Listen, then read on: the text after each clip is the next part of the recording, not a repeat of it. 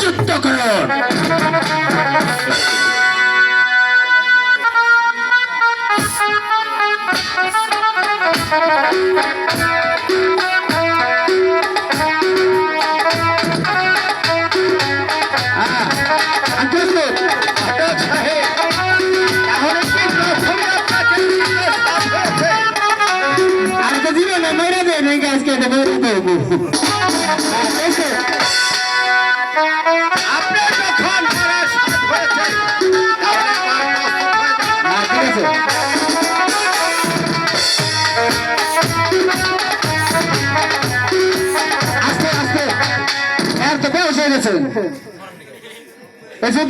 আমার দুইটা শর্ত আছে।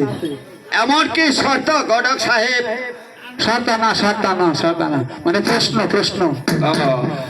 এই যুদ্ধে যায় আপনি যদি মারা যান আমি কোনো দায় না।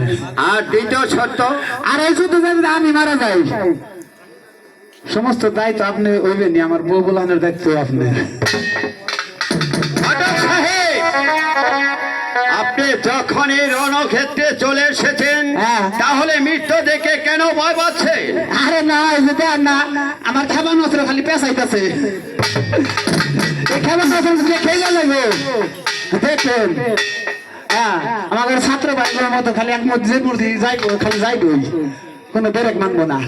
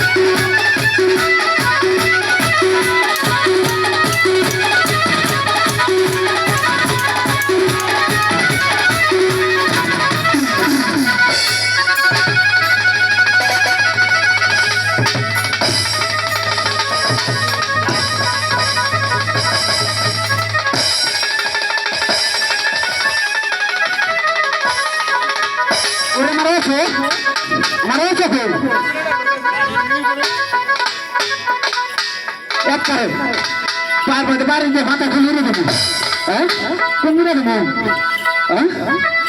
এক করে।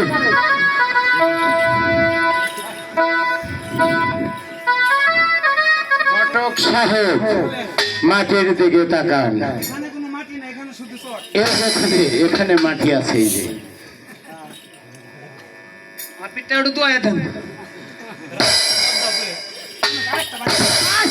ঘটক সাহেব সে তো বন্দী হয়েছে, তাকে অপমান করা যাবে না।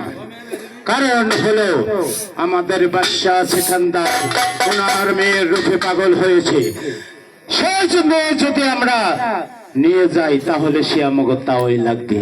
ঠিক আছে, তাহলে কৌশলে কাজ করতে হবে। হ্যাঁ, কৌশলে কাজ করতে হবে। আপনি জিগান।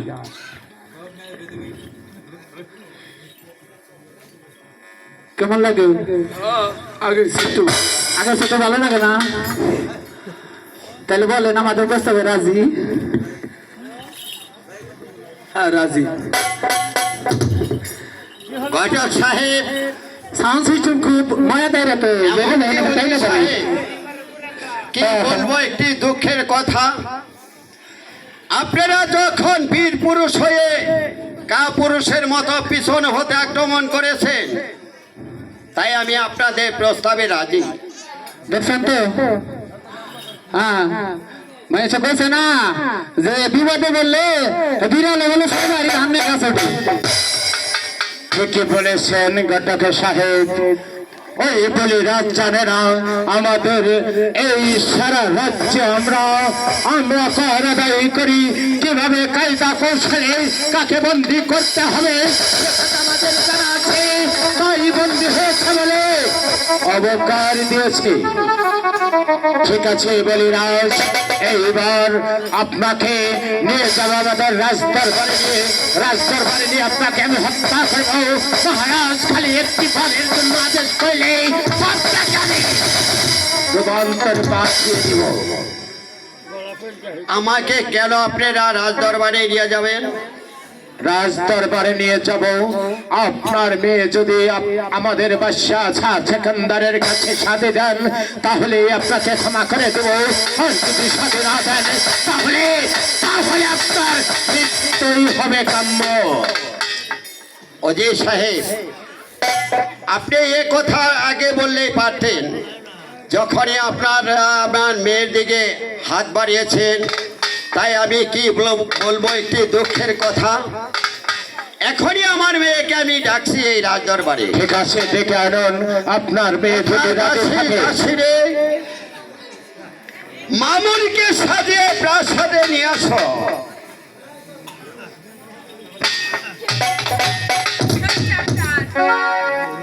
মা ওজবা, কি বলবো একটি দুঃখের কথা, তাকে যে ওই বাদশাহ সেকান্দার দেখে সে উন্মাদ পাগল হয়ে গিয়েছিল। সে ঘটক সাহেবকে পাঠিয়েছিল, ঘটক সাহেবকে আমি অপমান করে তাড়িয়ে দিয়েছি। তাই এরা আমাদেরকে যুদ্ধে পরাজিত করে আমাকে বন্দী করেছে। মা শুনুন, আপনার পিতা কিন্তু আমাদের হাতে বন্দী হয়েছে, তাই যদি আপনি সসম্মানে আমাদের বাচ্চা সেখানদারের কাছে বসতে রাজি হন তাহলে আপনার পিতাকে ক্ষমা করে দেব, আর যদি রাজি না হয় তাহলে নিশ্চয়ই হবে দণ্ড। না না পিতা না, আমি চাই না আমার কারণে আপনার এত বড় শাস্তি। ওরে মা অজপা, না পিতা, তুই এ বিয়েতে রাজি হোস নে মা, প্রয়োজন হলে আমাকে বন্দি কর। এমন কথা বলবেন না পিতা। কেন? আমার যাই হোক আমি আপনার কোনো ক্ষতি হতে দেব না। এ কি বলছিস মা? আমি এ প্রস্তাবে রাজি আছি। ঘটকের সাহেব করলি মা, সে যখন রাজি হয়েছে তাই মহারাজ বন্দর খুলে দিন।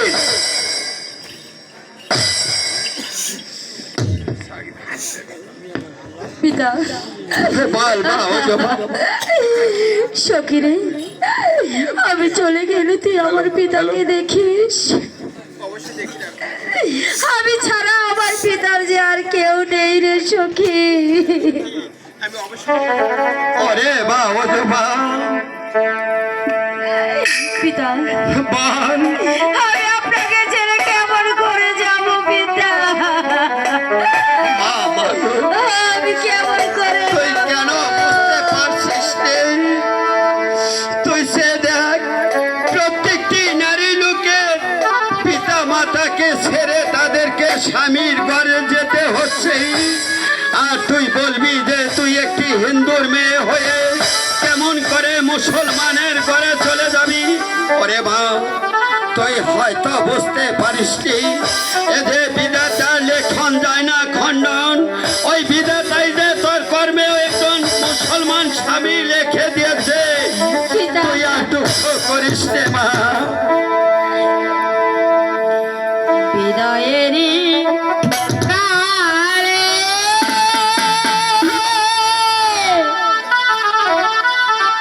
রেখে যাই পিতা।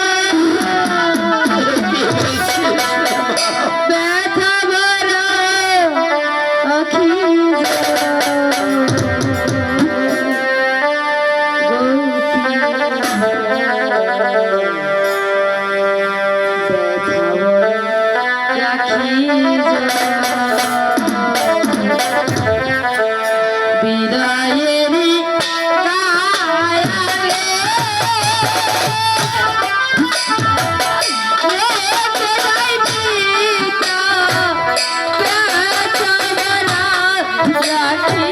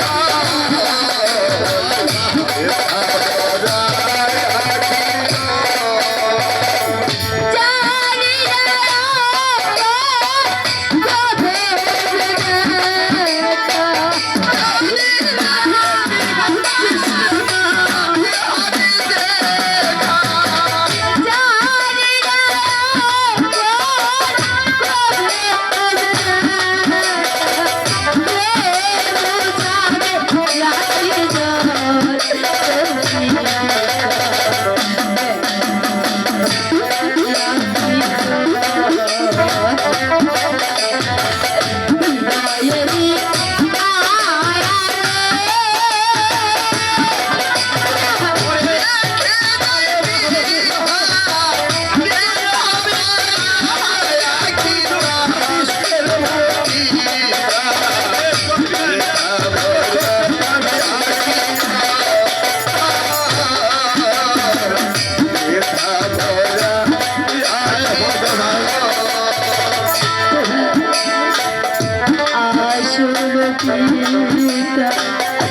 দেখি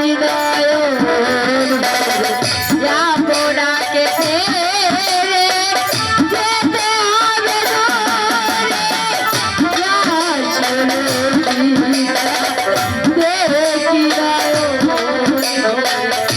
যাবোনাকে ফেরে যেতে হবে